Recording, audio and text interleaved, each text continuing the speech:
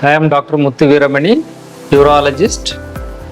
இப்போ நான் இங்கே வந்து கிட்னி ஸ்டோன் எதனால் வருது, அதற்கு என்னென்ன வைத்தியங்கள் இருக்குது, அதை தடுப்பதற்கு உண்டான வழிமுறைகளை நான் இப்போது சொல்ல விரும்புகிறேன். கிட்னி ஸ்டோன் வந்து வெரி காமன் டிசீஸ். அதாவது மனுஷனுக்கு வந்து வலி வருதுன்னா ரெண்டு காரணங்கள் சொல்லுவாங்க. அதாவது சிவியரஸ்ட் வலி எதுனா ஒன்று லேபர் பெயின் சொல்லுவாங்க, இன்னொன்று வந்து கல்லுனால் வரக்கூடிய வலி. அந்த கல் வந்து காரணங்கள் வந்து நம்மளுடைய கிளைமேட் சேஞ்ச் இல்லை டயட், நம்மளுடைய life style modification, dietary modification, அதனால நிறைய கல் உற்பத்தி ஆகுது கிட்னியில். காமனஸ் பார்த்தீங்கன்னா டீஹைட்ரேஷன் ஒன் ஆஃப் த ரீசனாக இருக்கலாம். நிறைய பேர் பார்த்தீங்கன்னா இந்த பீச்சில் ஒர்க் பண்ணுறவங்க, வயலில் ஒர்க் பண்ணுறவங்க நிறைய ஸ்வெட் பண்ணுவாங்க, தண்ணி நிறைய குடிக்கிறது இல்லை.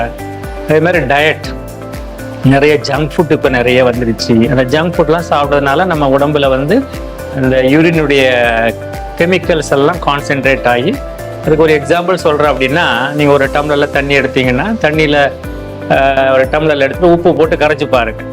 அந்த கரையல் பார்த்தீங்கன்னா உப்பு ஆட் ஆகி போக போக போக அந்த கல் உப்பு கரையாது, அந்த கிறிஸ்டல்ஸ் அப்படியே தான் இருக்கும். அதே பிரின்சிபிள் தான் நம்ம கிட்னியில் கல் உற்பத்தி ஆகிறதுக்கு காரணம்.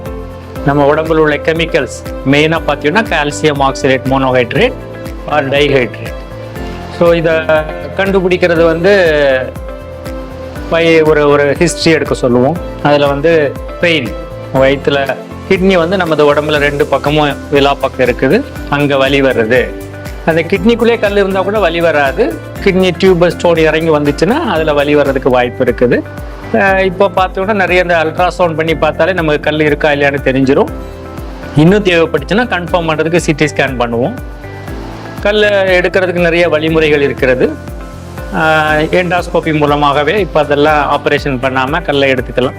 நிறைய பேர் கேட்குற கேள்வி என்ன, ஏன் டாக்டர் எனக்கு அடிக்கடி வருது அப்படின்னு கேட்பாங்க.